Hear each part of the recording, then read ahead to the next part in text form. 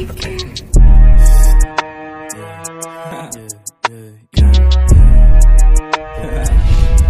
que é foda.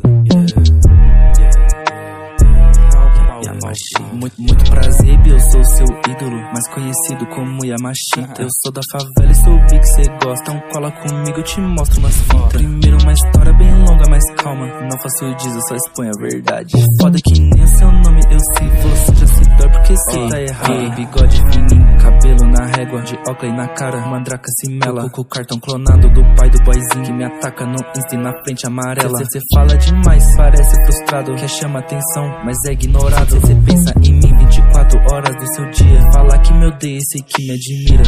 Eu acho engraçado o seu argumento, cê tenta, mas nunca consegue. Cê esquece que eu te ajudei no começo, então cala sua boca, mano, você me enxerga. Chega de falar de treta. Eu tenho as verdades dentro da gaveta, mas eu vou ficar quieto pra não sujar a imagem. Não guardo nem mágoa, quero que se foda.